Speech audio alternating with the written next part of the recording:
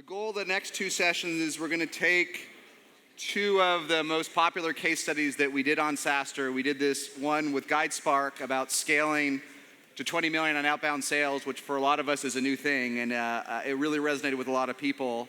And then after that, we'll do sort of the live version of a session I did with the Zenefits team on Salesforce TV and kind of do these SaaStr case studies live, so we can talk through the learnings. So first, let me bring out Keith Kitani and Shep, Maher, CEO and VP of Sales at Guidespark, and Aaron Ross, my co-author of Predictable Revenue, is going to help me here. All right. Or your middle, your side. What's the order? Jason. Yeah, thank you. Don't worry about it. All right, we're learning the order as we go in real time. There's a lot I'd love to talk about on this session, and Keith and I first met back in 2006 when I was starting EchoSign and didn't know what I was doing, and he had sold his last company to Adobe and was an EIR or some sort of smart guy without portfolio, I think. And I remember I went into this meeting with like 78 people, as you do in a big company, and Keith was the most insightful guy in the room, and I said, that's pretty interesting, and we kept in touch a little bit, and then we reconnected more in depth when he was probably just before Shep joined, is my guess, right, as VP of Sales, and he'd been working really hard at Guidespark, which had its journey and iteration, and maybe was getting up to about $1 million or something in revenue. And it took a little more than 12 months, right? How long did it take to get to the first $1 million or $1.5 million in revenue? It took over 4 years. 4 years, okay. So, and I'll skip, but then Keith realized it was time to go faster, even if the numbers weren't all there, right? Convinced Shep to join him, which we want to chat about, right? And over the last 25 months, they've sort of gone from 2 to 20 million in bookings and become a real breakout leader in what I could have called SaaS 3.0, the next generation of services. So a lot of interesting things here, two folks that I just love. And I think just the case study's fascinating of going from 4 years to that initial traction, making the right hire, and also making the right investments, right, to be able to scale with that level of velocity. I think it's better than I could do, right? So a lot of things I want to chat about, but let's go back in time, because a lot of folks, and Shep, I want to take advantage of you and kind of put you in a lab here, because a lot of folks, honestly, they don't actually know what a great VP of Sales is or what they can do. So seeing the team together, I think, it's a gift for a lot of us. So let's go back in time. So first of all, how did Keith recruit you at a time when the business had customers, right, and even a couple of logos, but not yet velocity, right? So how does he get you to join? Yeah, I guess what I would say, Jason, is it almost didn't happen. Okay, very good. So we were introduced by two mutual friends, a guy named Rith Martin and a gentleman named Andrew Riesenfeld. And who's here? Who's here? Nice. Somewhere out in the audience. And our first conversation was funny. Keith's a busy guy. He likes to multitask. And, I could hear him sort of pulling up my LinkedIn profile as I was talking to him on the phone. And he goes, I don't really know why I'm talking to you. He goes, I was very specific with Rith. I wanted to talk to an entrepreneurial guy with SaaS experience, small company guy, and you look like a big company market data guy, which I was. I was working for Thomson Reuters at the time. And I sort of had a reaction where I said, well, Keith, it looks like you sell videos to HR, so that seems like you're selling a nice to have to a cost center, and that's a pretty crappy business model. So there was sort of this mutual disconnect, I think, initially. But the more I looked under the hood, at the time it was 9 employees in a tiny one-room office on the wrong side of Palo Alto. But when I looked under the hood, I saw some pretty special things. I saw a very small cadre of incredibly enthusiastic clients that were begging to do more with Guidespark, which speaks to negative churn and that sort of virtuous cycle. I saw a business that, because it was bootstrapped, had gotten to cash flow break even very fast. And that, to me, I've been through a couple of recessions. I'm old enough to have lived through the 2001 recession. Yep. And that sort of recession-resistant business is really, really compelling. So when I looked under the hood, I realized there was something that was really on the cusp of getting ready to take off. Yeah. And so since you've joined, you and Keith have driven deal sizes up, which we can chat about in a minute. There's big mid six-figure and up deals now. But even when you joined, I think the company had 1 or 2 100K or deals or one, you're getting there, right? So you come in and you've got there's no outbound sales team in place at all, right? When you joined, maybe one. There was Keith. We had 2.5. So 2.5. we had. Okay, there I was some. a half. You're a half. Okay. So imagine, and Keith, jump in here and on the story. But so if I'm a CEO and I'm hiring a VP of sales to kickstart this whole outbound sales team, what's the discussion? How do you figure out the budget? How to do it? How are you not intimidated by it? And plus, you've got a sales cycle that isn't measured in minutes, right? And no leads. So it's going to take a while to prove this out. You're not going to know in 30 days whether the investments are going to work out, right? Yeah, I got to tell you a story about the first time Shep and I talked about compensation. Yeah. And he told me how much... You said, Shep, do you know about 1099 reps? Yeah, exactly. Well, he told me how much he made monthly at Thomson Reuters. Yeah. And I looked at my expenses and I go, that's more than 50% of what I spend every month across my whole company, right? So it was a serious investment that we had to make. Yeah. But, as you mentioned, we felt it was the right time. And the way I thought about budgeting at that stage is certainly Shep, but then to allocate a set of money for additional people. And we didn't have an exact number because that's why I was hiring Shep, to really figure out who should we hire, when should we hire. I did know we weren't going to invest in marketing at that time. We were going to go for the outbound focus model. Yeah. All right, so Shep comes in. How many reps is he only allowed to hire a certain number of reps? What's the budget to sort of get this engine going, right? That eventually has gone from 2 to 20 million in bookings in 24 months. But what did you give them to start? Well, I think because I think most of us don't give enough. Yeah, right? I think mentally in our discussion it was only a couple. Yeah. But Shep being a very compelling guy, slowly a couple turned to I think about 5 or 6 that first 4 or 5 months. All right. I'm actually curious because at some point, weren't you guys a nice to have versus a need to have? And outbound doesn't work if you're a nice to have, at least very well. So how did you go from being a nice to have to a must buy? Yeah, I'll take a stab at that. Sorry, because a lot of apps people build this cool app. It's very interesting, but people don't need it. Consumers buy what they want, not what they need. But businesses buy what they need, not they want. Yep. Yeah, I think that's a really compelling question. I do want to touch briefly on your question, Jason, and one of the keys, I think, to our initial success when we were first building out the sales team that is a mistake I think people make sometimes is they think about starting at the top, and they go, man, I need an enterprise guy, I need a seasoned guy, or gal with X amount of experience who I can really count on. Yep. My first 2 hires, one was a kid straight out of college, and the other was a CPA without a day of sales experience. All right. And I just wanted people who could hammer the phones and had a passion and enthusiasm for the business and a work ethic the same or greater than mine. And did Keith agree those were good hires to make, these zero experience reps, or did you? Retrospect is funny. I think Keith would, in retrospect, say those were good hires. Yeah. At the time, did you have to educate him on that, right? Or I think I'll let Keith answer that one. Yeah. So to be honest, yes. When you hire sales teams, you want people who have quota who are going to close deals, and these people weren't going to close deals. Yeah. Right. But I made a big bet, and you got to trust, right? You're taking a big risk, and if you don't have trust, you got to take that leap.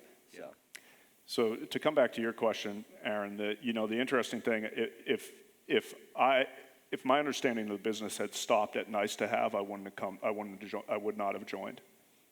Plain and simple. What I did, I think due diligence is something that everybody can benefit from when they're making career decisions, and I did a really tremendous amount of due diligence on the opportunity.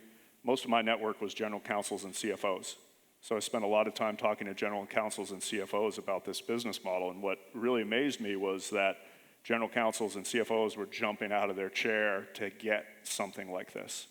They have some real challenges. General counsels need content that is current, that's up to date, that's consistent across the organization. Yep. I talked to one general counsel who literally the week before had cut checks to every woman who had been out on maternity leave for the past 8 years because they'd been explaining aspects of maternity leave incorrectly, right? Yep. And he saw this as a solution to help address that. Compliance is a great motivator. Compliance is a great motivator. There's also a fundamental misunderstanding of how insurance works, right? And most people like me think that corporations operate on a fully insured model. The punchline is that for most companies with over 500 to 1,000 employees in North America, they actually self-insure. It's less expensive for them to self-insure than be fully insured. And that means that if employees are making bad decisions about healthcare and spending too much money, not taking advantage of benefits in the right way, then it's actually hitting the CFO's bottom line. Yeah. And you can get the attention of literally every single CFO and CEO in America with that conversation thread. So it very quickly shifted from a nice to have to a need to have for me. So from your perspective, Shep, coming in, you firmly believed on day one it was you can make it a must-have, right? It wasn't an evolution in your thinking, right? Maybe Keith learned over time, right? But for you, day one, I know how to sell this as a must-have, right? You know, we have some funny conversations. When I joined, I think we had probably about 18 clients, and I think virtually all of them were in California and either in tech or healthcare. Yeah. That may be familiar to a few folks. Yeah. Keith likes to joke that when I had joined the company, I had told him that metals and mining, trucking and logistics, and agriculture would be big verticals for us. He wouldn't have hired me, right? But it turns out, you know, I was very confident coming in that we could sell this to literally every company in North America. Yeah. I want to come back to the early days, but one thing that is interesting about Guidespark is that rapid evolution, relatively speaking, from tech to non-tech, middle, you know, I don't mean this pejoratively, middle America, Iowa. non-right and left-hand coast. Did you see that? Was it from the data or was it strategic? You want me to take a second? Yeah, why don't you go for it? Go ahead. Yeah, it certainly wasn't from the data. We didn't have any data. Okay. It wasn't like you got Archer Daniel Midlands and you thought, well, there must be another one of them, right? No, you know, it brings up an interesting point, Jason, because I think that one of the things that we don't do perfectly is there's a question of how do you find a sales rep who is going to succeed in an environment like this. Yep. And I think there are some elements that aren't necessary in every sales role that are extremely necessary in an early stage startup, you know, when you're talking about, you know, single digit millions of revenue. And those are traits like intellectual curiosity, creativity, and just plain courage. Yep. Right? We hired a guy in Q1 of 2013. We gave him Texas as a territory. At the time, we had a grand total of 0 accounts in Texas. Yeah. And in 10 months, he wrote $1 million in new business in Texas. Well, that's an argument for territorializing earlier than you might otherwise, because it forces you out of your comfort zone of sort of tech and media, doesn't it? If you're stuck with the panhandle, you've got to go where the customers are. We did territories immediately. Yeah. You know, we found that we could sell deals over the phone. In this day and age, especially a SaaS-based solution, you can sell large deals, 6-figure deals over the phone without traveling. So that enabled us to not give, you know, a guy, hey, the panhandle and, you know, the Rust Belt and say good luck. Yep. We got to mix and match a little bit. And somebody would have a slice of New York, Southern California, and maybe the Midwest. Yep. But we territorialized immediately. It drives greater accountability. It prevents people from being able to just go where low-hanging fruit is. We did that very early. One of the lessons that Shep taught me, I think, that is not to overanalyze, and it doesn't necessarily work for every business. Yeah. But to overanalyze who your customer is. And I think I tend to be, you know, more of an engineering background and trying to be very analytical about who to go after. And Shep was like, let's go find out. And so he had his people calling all across the country. Yeah. And that was really the start of you know, the awakening that our opportunity is every company. Yep. Yeah. Especially with those first 4 or 5 or 6, you know, outbound reps. What did it take to get a repeatable approach in place? And like, what mistakes did you make? What would you tell the group here to do differently? Yeah, I think that's a great question. What mistakes did I make? I probably made them all. If there's a laundry list in my career, I probably made them all. But here are some things that we did that I think could be beneficial for some folks in the room. One is we put all of my salespeople in one room. We had everybody around a table, the most senior person down to the most junior person, and you create this environment that has a tremendous amount of energy and a tremendous amount of learning going on. We took a decision to locate in our headquarters in Menlo Park. There's often a draw, I think, especially for sales and marketing. There's a great pool of talent up in the city, and there's a draw to go build a sales and marketing office up there too soon. And the learning curve that you get by putting everybody in the same room and hearing those awful cold calls that go poorly and hearing the demos that go south and off the tracks. You learn so much from that. The other thing that I do is I don't have an office. I sit right in the middle of the pit. And that allows me to set a tone for in-the-moment coaching where it's okay. Mistakes are good. You learn from them, right? And I can participate in a set of cold calls with my newest rep. So I think that learning environment, creating that is critical. Keith, Aaron, I want to keep going down that thread, but there's one I want to finish before we lose it, from the early days, right? You and I spoke at Dreamforce, and I think you said once you hired Shep, raised a little bit of money, stepped on, I think it took about 9 months to get and it's a combination, I think, of the math of Outbound. It takes a while to get the deal going, and then with the bigger deals, you may have a 3, 4, 5, 6 month sales cycle, right? So how did you know it was working, right? Because even in the best case, you need the better part of a full sales cycle to know if Shep's doing a good job, right? Sure. How do you know, right? Yeah, I think for me, it started with kind of looking at the broad market. Yeah. And the first thing you did is hire some outbound reps to get leads. Yep. And what you start to see is the receptivity of the prospect to our story. Yeah. Right? And it took a few months to get those outbound reps to get comfortable with the story. But then as you start to see that, again, it's at the top of the funnel, but you start to see the progression that the prospects have. Yeah. More interest, more moving down the funnel. And so for me, seeing that traction was what really drove it. We certainly had big customers that we were signing along that time, Yep. but it certainly wasn't repeatable. Right, so you couldn't go and say, okay, great, I got those 3 customers, and it took, like you said, 6 to 9 months for us to really get that comfort. Yeah. But what you started to see really is at the top of the funnel that our proposition continued to get better and better, and people would start to move through it. Yep. So Shep's generating pipeline, but everyone generates pipeline, and sometimes it doesn't close, right? So I'd ask you, and Shep and Aaron chime in too. If I'm a CEO, I go to hire my first VP of sales, and it's an outbound-driven business. And I have a decently long sales cycle. How do I know 60 days in, 90 days in, whether it's working, right? Because it's not like an all-in. You bring in a great VP of sales in an inbound model, you're going to know in 30 days, right? 60 days worse. Like you may not. It's not like you may see a rock, but you're going to see. We'll hear from Zenefits next time. That model, because you just close more. Because the leads were there, right? So how do you know? How do you know you're on the, and how do you know when to cut bait, right? Yeah, so actually I don't know how to cut bait because I haven't cut bait yet. Shep will tell us when to cut bait. When I figure that out, I'll let you know. Thanks, Jason. That was great. I talked about, seeing the traction at the front end of the funnel. But again, we had already achieved 1 to 1.5 million of ARR, so we still had a pipeline. Right? Yep. And so we would start to continue to close business. And so you could watch Shep and his ability to close. So he would close the existing pipeline such it was better, right? Exactly. So you knew something was working, at least at some scale. Exactly. Right? That we could close business and that we're building the funnel. Yeah. Right? You don't see it end to end for 6 or 9 months. Yeah. But you could start to see parts of both ends, and that's what gave us the confidence to continue to be aggressive. Yeah, what I've seen is that, outbound works, it's a spectrum. For some companies, it works fantastic. Like Zenefits is basically going from 1 to 100 million on outbound. Even their inbound leads are actually outbound, which is it. And then for other companies, it's not that great a fit, like services companies.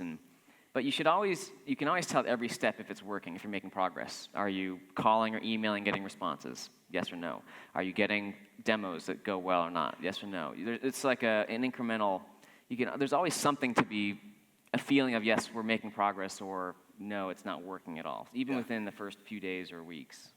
You won't have a predictable funnel till several months later, but you always know that it will work, even if you're not sure exactly how well it's going to work. Yep. Jason, you want a couple more thoughts on that? Please, yeah. How do I know? So, and thanks for trying to get me fired. So what I would add to that is I'd love to say that it's all about sales and sort of genius sales leadership. Yeah. It's not. It's about a really great product market fit. And it's about finding somebody who can capitalize and optimize on that, and make that better. But you can't fake product market fit, and you can feel it immediately, right? Yeah, it's like, let's say, pushing a wet noodle. Yeah. With outbound or inbound, I call it a slog. If you don't have like a real something that people need, you can't find them. Yeah, and our big challenge, and this is, candidates will say, what's your big challenge? Our biggest challenge is that everybody likes what we're doing. We get it on demo and people go, holy crap, I wish I had this 2 years ago. This is great. Wow, I didn't know this existed. I wish you had called me 8 months ago when we were in our budget cycle. And we said, well, we actually did. You just didn't pick up the damn phone, right? But you can feel that product market fit. And what we would see is, we'd have a demo 1 minute with a family-owned grocery store chain in Hawaii, and then the next minute with an EVP from Macy's. And then we'd close a deal with Riverbed, and you could feel this energy. We're riding some major waves. There are some major trends out there that our business is riding, including the shift to mobile and video, right? Yep. People are used to it in their personal lives. They don't get it in their business lives. They're wondering why, right? 3/4 of MasterCard's new hires are millennials. They're coming into the workspace expecting to be communicated with in the same way that they communicate with their friends. And then they get into the office and they're like, here's a big stack of papers, go read it, right? So we're riding those major waves, and regardless of what not regardless, what I would say is you should be looking for a sales leader who takes that product market fit and capitalizes on it. And the big shift for me was we went from a sales team when I came in from doing about 2 demos a week across the sales team of 2.5 people to doing 20 or more. Okay. Just driving. And walk us through. That's fun. Walk us through what sort of the funnel is, or the OKRs, the goals for that. So how many appointments do people have to set up, right? You've got SDRs and AEs now, right? And you've got VPs under you, right? Yeah. So what do they have to deliver? Yeah. What I would say is we like to set the bar really high. Yeah. That's sort of a corporate philosophy of ours. Is we like to set the bar really high. So when I came in, the existing sales team felt that a couple of demos a week was a pretty good pace. Yep. And we set a bar that the expectation was you would do 40 demos a month. 40 demos a month. Yeah. So shifting from maybe 2 a week to 8 to 10 a week. Got it. Right. As the expectation. The RDRs that we hired, we set an expectation that they would make 80 cold calls a day, dials. Right. Yep. When you're early, there's a lot of philosophy around measuring outputs, and I think that's very important. When you're in that early stage where you're literally kicking down doors for the first time, That's all you got. all you have is inputs, and it's important to measure those inputs and hold people really accountable to an extremely high level of input. Yeah. If you have a great product market fit, then even though you don't know exactly what you're saying, and you're sort of fumbling and that sort of thing, if you're doing a high level of activity, the momentum will get going. Yep. And Keith, how has this changed over the last 24 months? What's your role in sales now? What is my role in sales? Yes. My role in sales is... Because Shep's got an engine working now, right? It's never perfect, but there is an engine, right? So my role in sales is to go on the road. I think you're a big proponent of the CEO going on the road. Yeah. And he set my quota last year at 52 meetings. 52 meetings out of the office. With customers. Got it. Right? So prospects or customers? Those are customers. Those are customers. And prospects are about 50%, about double that. About the same because upsell is a big part of the business, from Shep's perspective?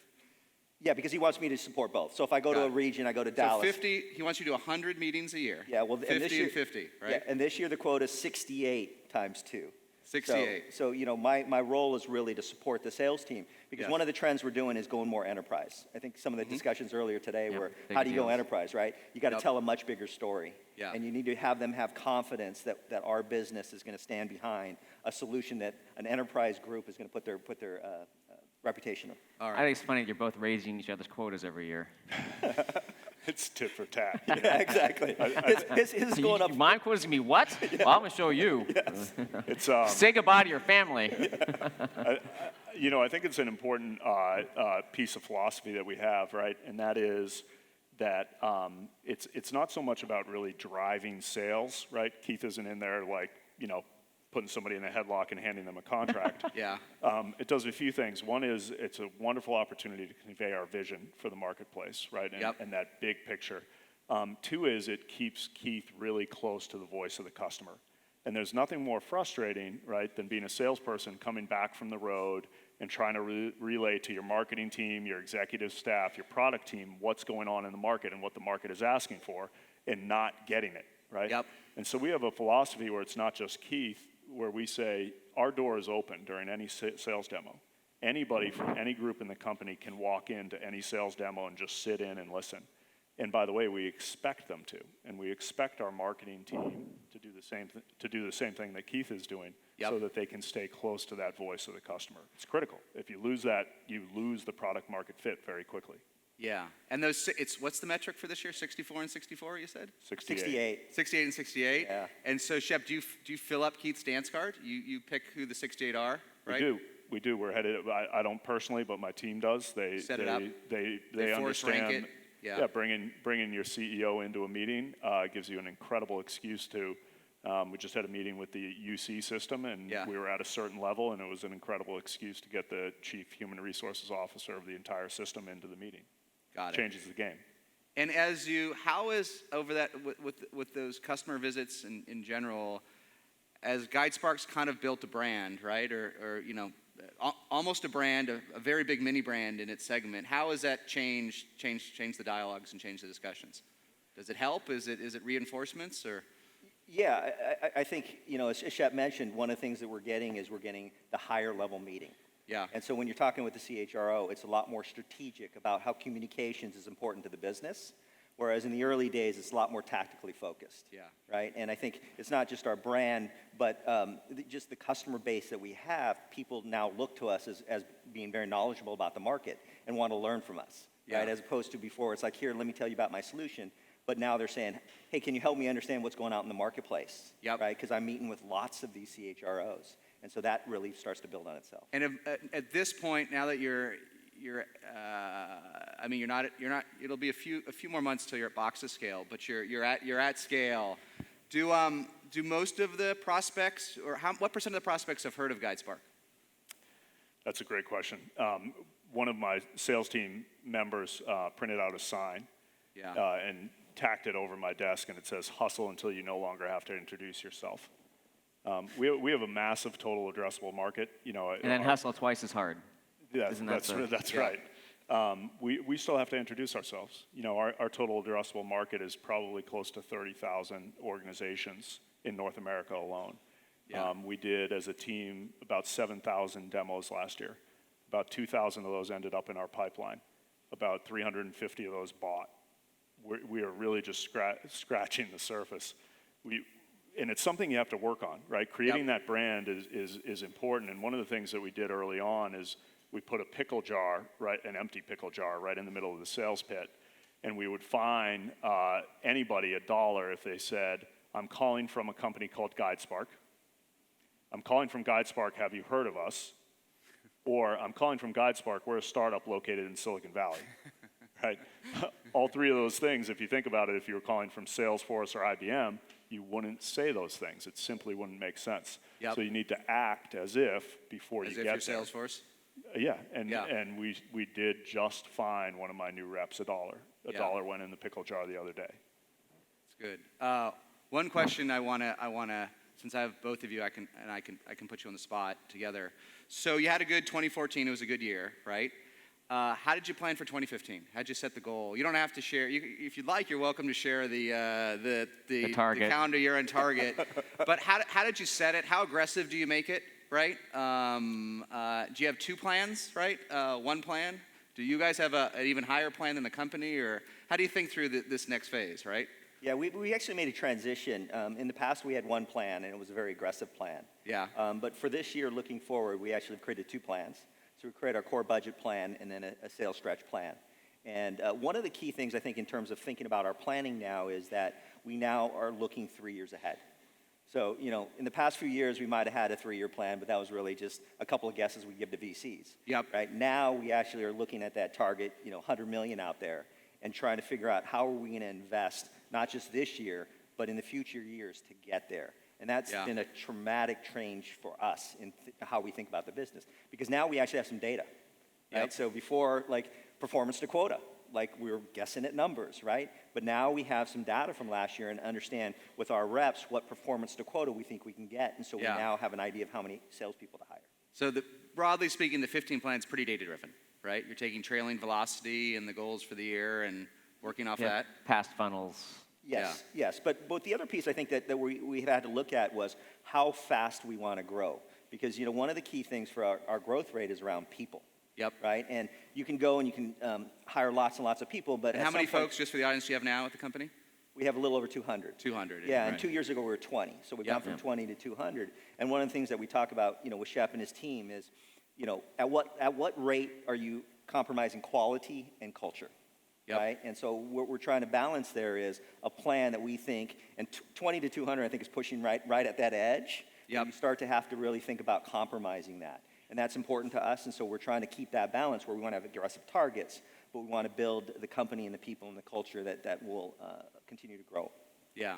Actually, so if you're 20 million now, almost all outbound or all outbound, going to 100 or doubling, how do you start to think about that mix of whether it's inbound versus outbound or just deal sizes, so on? Are you tripling down on outbound, or are you starting to lay some other bets? Yeah, so we're definitely starting to make some bets. So that, and it ties into the forecasting, right? Because I think you, especially at a stage like ours, you need to let the data inform you, but not be a slave to the data, right? Because if you just look at what has been done, then we'd still be selling to tech and healthcare companies in California exclusively. Yep. Right. And less than half the size, probably. Right. Right. Yeah. So you really got to open your mind. I think Keith would joke that he felt confident we'd get clients like Chevron and ExxonMobil, but maybe not for a few years. And we were able to do that a lot sooner than he thought. We're making a huge investment in marketing. So we have 5x our investment in marketing. Yeah. A stat that I'm fond of quoting is in 2013, we had a grand total of 7 inbound leads. 7-0. 7. Yeah. Seven. Not 7 qualified, Yeah, not sorry. 7 a day, 7 inbound leads all yeah. year. Right? Yeah. How'd you divide them up among the reps? Yeah. You get half, and you get a third. We threw them into the cage. I need the zinger right there. There you go. Yeah. So there you go. All right. it was Nice. yeah. I know it didn't sound funny to the band, but to us it was a little funny. Yeah. So now we're up to a flow of about 100 a week. So 2 app servers walk into a bar. All right, guys. I would love to. We just getting good. This is just getting good. But with the great conversation, we're out of time here. But let's thank Shep and Keith for doing this. This was an amazing session. Yeah. Hey, Thanks, Aaron. Thanks a lot. Thanks I'm staying on stage. Yeah. Thanks, Good job. Jason. This is Thanks a great. lot. Appreciate it. Am I staying?